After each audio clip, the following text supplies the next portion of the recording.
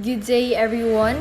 I am Dean Lawrence Tano from Group 7, and I will briefly present to you the UN Convention Against Torture and Other Cruel, Inhuman, or Degrading Treatment or Punishment.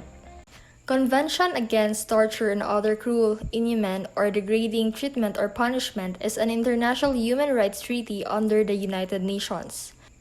Torture, as defined by the Convention, is any act by which severe pain or suffering, whether physical or mental, is intentionally inflicted on a person for such purposes.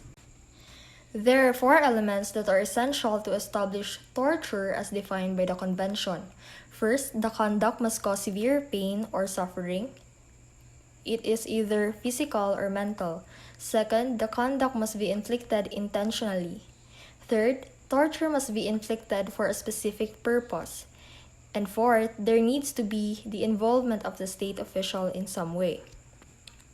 To further understand the topic, we will discuss its brief history, issues addressed by the Convention, and the rights protected by the Convention.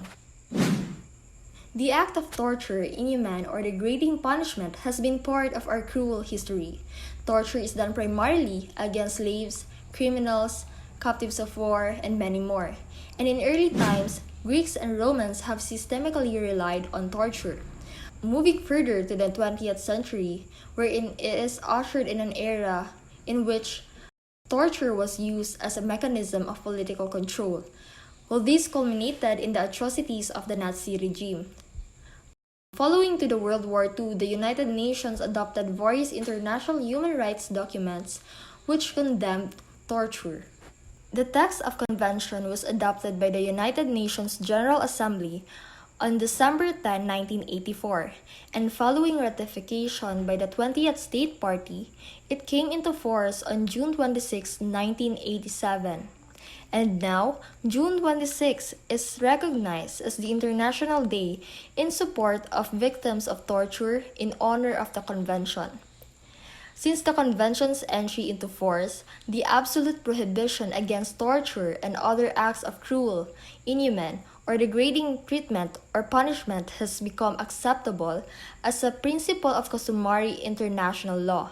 And as of July 2020, the Convention has 170 state parties. And just to note, Philippines ratified the Convention on June 18, 1986. Moving on to the issues addressed by the Convention, well, evidently, torture is one of the most serious crimes that can be committed against a human being. It aims to dehumanize through calculated acts of cruelty, to remove victims' dignity, and to leave them powerless, and it often leaves scars for a lifetime. The Convention Against Torture was adopted to prevent torture and other acts of cruel, inhuman, and degrading punishment around the world.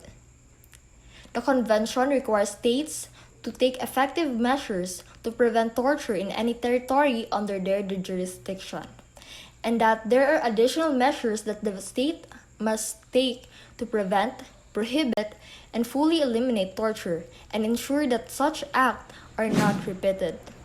The following, but not limited to, are the issues that are aimed to be addressed by the Convention. First, we have here human rights violation, mental health issues, violence against women and their children, sexual harassment, discrimination, abuse of power and authority, and accountability to the law. Moving on to the salient rights protected by the Convention, again, I would like to highlight the Convention recognizes the rights deriving from the inherent dignity of human person. The Charter states that there should be a promotion of universal respect, observance towards human rights, and fundamental freedoms. And with that, the state has key obligation under the Convention to not to torture ever, to protect from the torture and prevent it, to prosecute and punish torturers, to avoid reparation to victims, not to send someone to a country where they are likely to face torture, and not to admit evidence obtained by torture as evidence in legal proceedings to prevent torture. or other relevant treaties that ban the practice are bound by prohibition of torture and ill treatment.